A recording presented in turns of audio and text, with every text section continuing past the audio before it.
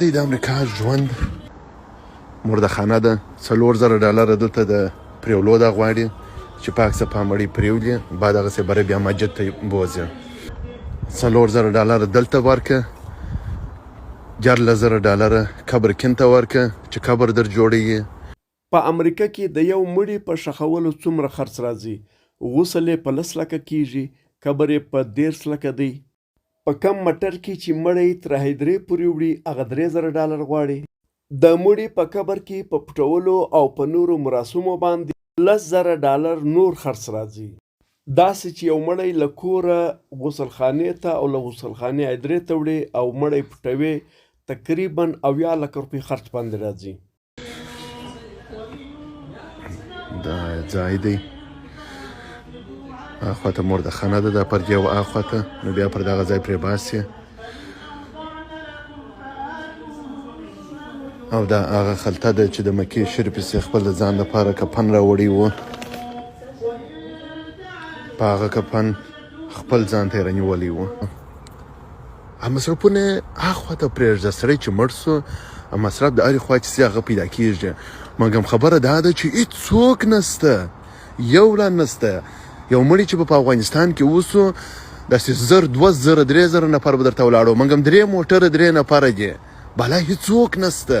زه چې همیشه نارې وایم چې مرګ دی په افغانستان کې دی او خپل په وطن کې دی. نو دا دی د دې ځای مردخانه چې هغه مړي دخکې دا موټران دي چې هېڅوک نسته. یو لا دا موټران چې دي دا ګرده مصرخانه د هغه خواته مصرخانې دي، نو صرف 3 موټر راغلي یو، 3 موټره 3 نفره.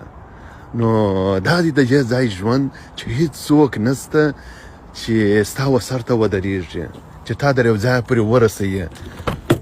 دا هم د مړي موټر چې مړی ور واچي او ویې رسوي در قبرستانه پورې. هغه مصرفونو دا کیسې ښه، نو اخواته پرېږده، هغه د بلا په پسې چې مرګ رالی نو بیا نو خبره نه ده. ستا سره به څوک ودرېږي؟ ستا فامیل چیرې دی؟ ستا دوستان چیرې دي؟ ستا قریبان چیرې دي؟ نو چې زه همیشه دا یو نیم یارانو ته وایم چې یارانو مرګ غواړي ورته پروردګاره په افغانستان کې راکړي. د شهادت کلمه په نصیب کې اولین دا دی بعد هغه څه چې مرګ راکړي په خپل وطن کې راکړي، نه په داسې وطنو کې چې نه دې خاندان یې او هېڅوک نه یې. نو ښه وخت ښه ژوند درته غواړم، الله مو خوشحاله ولره. دا دی د امریکا د واشنګټن د ورجینیا ایالت او قبرستان ته د جبا د ځو. سبا د خیره، نن د یکشنبې ورځ ده، سهار 10 بجې راغلي یو مردخانې ته. د خدای په امان.